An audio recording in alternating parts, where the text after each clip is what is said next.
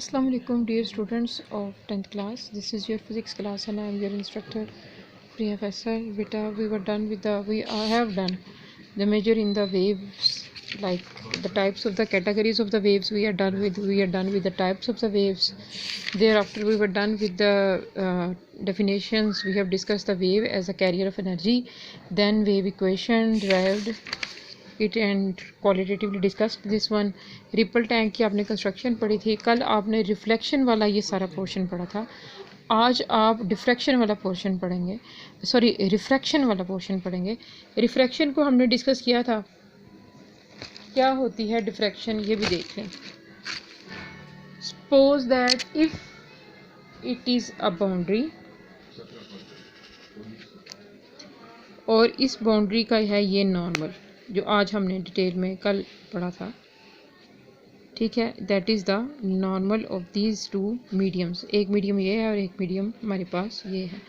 अब एक वेव जो है वो इंसिडेंट या वेव फ्रंट जो है वो एक इंसिडेंस एंगल आई बनाता हुआ इस बाउंड्री के साथ स्ट्राइक करता है. कुछ हिस्सा इसका जो है वो इट विल रिफ्लेक्ट और कुछ पार्ट जो है इट विल रिफ्लेक्ट बाय. ठीक है, समझ लें कि ये रिफ्रैक्ट हो गया तो अपने पाथ चेंज कर लेगा. यानी ओरिजिनली इसका पाथ जो है वो कुछ ऐसे होना चाहिए, लेकिन ये अपना पाथ चेंज करके नॉर्मल के कुछ पास चली जाती है. That is angle of refraction. अब ये एंगल ऑफ रिफ्रैक्शन है. This R is actually showing angle of refraction. जैसे रिफ्लेक्शन में incidence angle is always equal to angle of refraction, diffraction में ऐसे नहीं होता. Never equal to angle of refraction. इसका मतलब है कि वेव हमेशा अपना पाथ चेंज कर लेती है जब वो एक मीडियम से दूसरे मीडियम में रिफ्रैक्ट हो जाती है. This is actually the refraction.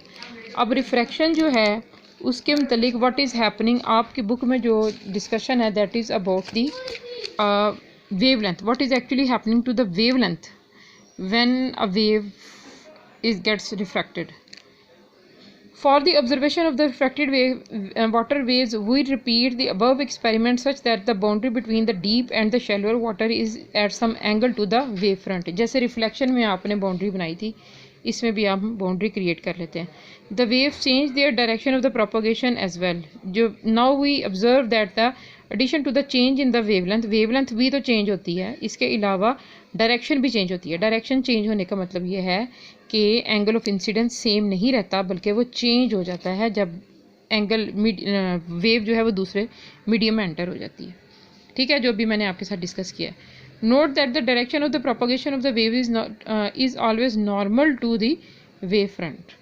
ठीक है, वेव फ्रंट्स के हमेशा नॉर्मल होती है वेव की डायरेक्शन.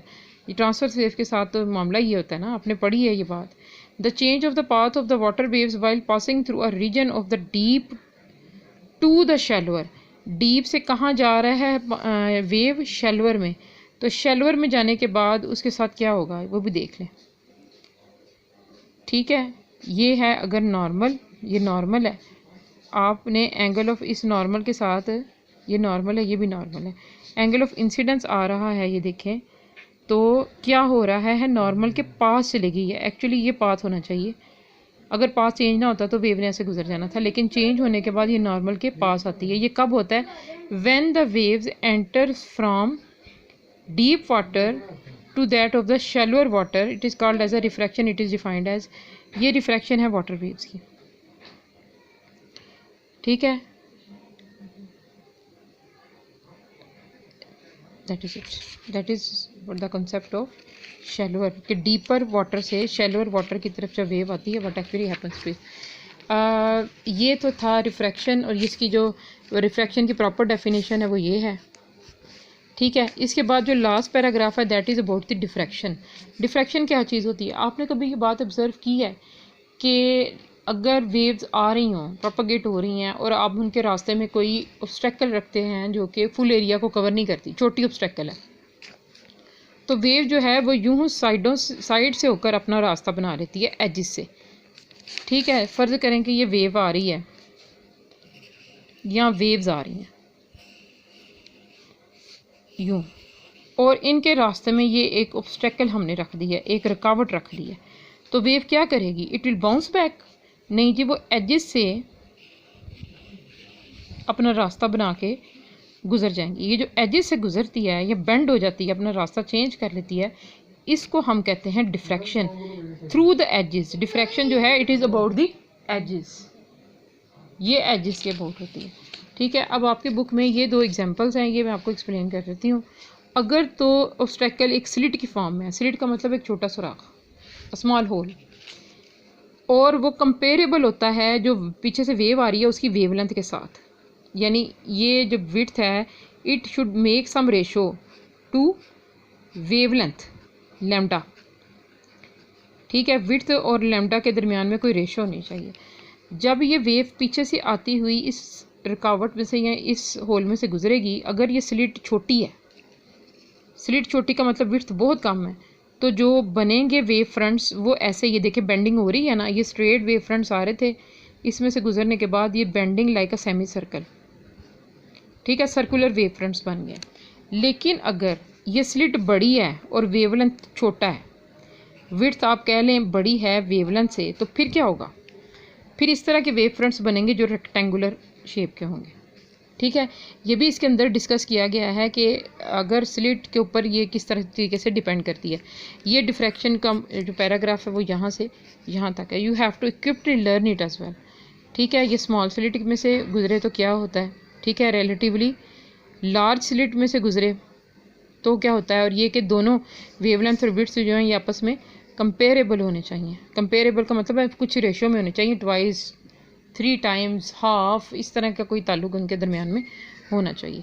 This is diffraction. अब ये रिपल टैंक वाला कंप्लीट क्वेश्चन आपका कंप्लीट हो गया, और ये आपके रिव्यू क्वेश्चंस में ये वाला क्वेश्चन है 10.9 with reference to the reflection, refraction and diffraction. We are done with the complete unit अल्हम्दुलिल्लाह। इसकी एग्जांपल्स आपने खुद करनी है और न्यूमेरिकल्स मैं आपको सारे करवाऊंगी। रिव्यू क्वेश्चंस के 1-2 क्वेश्चन रह गए, I will provide you with the notes.